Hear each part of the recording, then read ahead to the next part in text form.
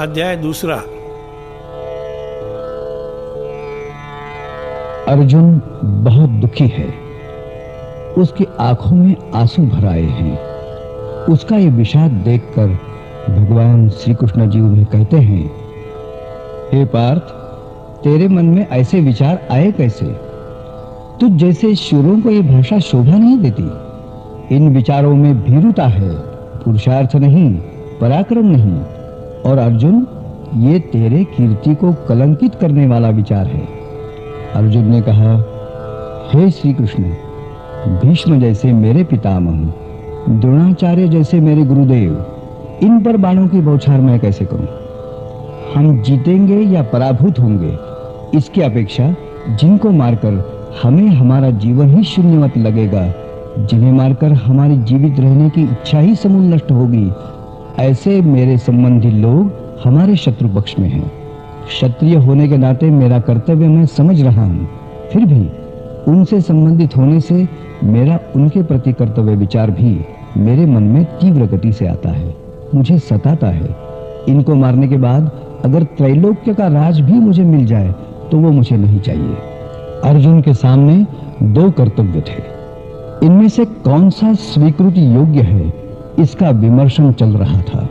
अर्जुन विचार चक्रों में गिरा, कुछ भी तय कर नहीं पा रहा था। उसको शोक मुक्त करने के लिए जीवन का तत्वज्ञान बतलाना जरूरी था। अर्जुन की स्थिति, उसकी भाव व्याकुलता हम समझ सकते हैं।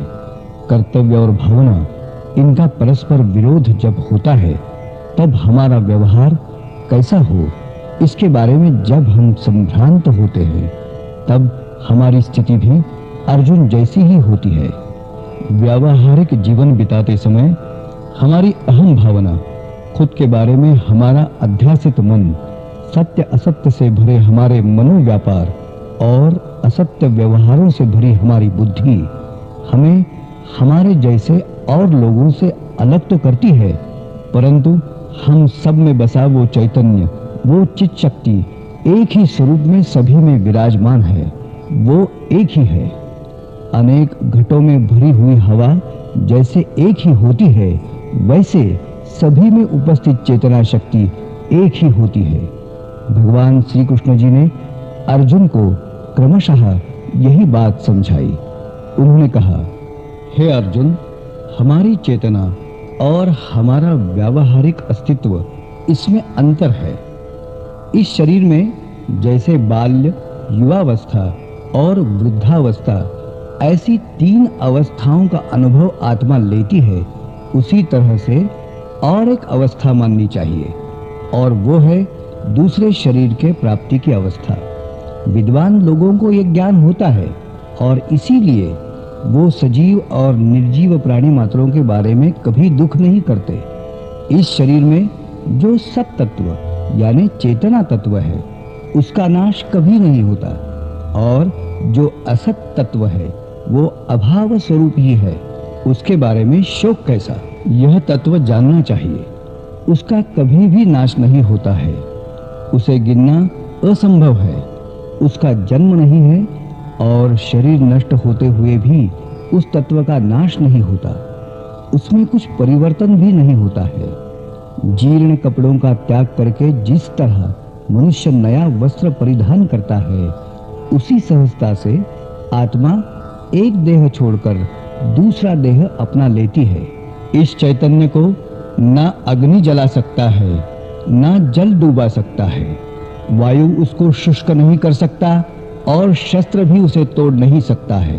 वो एक ही चित्त तत्व सभी में होता है। पांचों ज्ञानेंद्रियों से उसका ज्ञान संभव नहीं है, अतः उसका विचार भी तू कर नहीं पाएगा। हे अर्जुन, जो जन्म लेता है उसी की मृत्यु होती है, और जिसकी मृत्यु होती है परिवर्तन उसी का होता है, उसमें होता है। हमारे जन्म से पहले हम थे अव्यक्त स्वरूप में, मरने के बाद भी हम जाने वाले हैं अव्यक्त स्वरूप में, यानी अव्यक्त स्वरूप यही हमारा स्वभाव है। हम कुछ समय के लिए बीच में ही व्यक्त हो जाते हैं, लेकिन अव्यक्त स्वरूप यही हमारा असली स्वरूप है। यह हुई तत्वज्ञान की बात। अगर व्यावहारिक दृष्टि से देखा जाए तो क्षत्रिय होने की वजह से तुझे युद्ध करना ही चाहिए। युद्ध ना करोगे तो क्षत्रिय धर्म का पालन ना करने से तुम्हारी अपकीर्ति होगी। शूरवीरों की रण में उपस्थिति देखते ही अर्जुन घबरा गया, ऐसी तुम्हारी निंदा होगी। विजय मिलेगी तो पृथ्वी पर राज, और रण में मृत्यु हो गई तो स्वर्ग का द्वार। किसी भी दृष्टि से देखा जाए तो तुम्हें युद्ध करना ही चाहिए। ज्ञान योग के दृष्टि से ये बात हुई, लेकिन स्वर्ग या नर्क जाने के विषय में अर्जुन के मन में जो आशंका आई, उसे मिटाने के लिए भगवान ने कहा, अर्जुन, जब हम अपना कर्तव्य कर्म करते हैं तब इस कर्म से अच्छा बुरा क्या लाभ होगा, इस तरह का विचार कभी नहीं करना चाहिए। कर्म का फल क्या है, इस संबंध में विचार भी नहीं करना चाहिए, और कर्तव्य कर्म नहीं करूंगा ऐसा भी विचार नहीं करना चाहिए। कोई भी कार्य करते समय उससे मुझे क्या मिलेगा, ये विचार न करते हुए एक स्थितप्रज्ञ जैसा काम कर।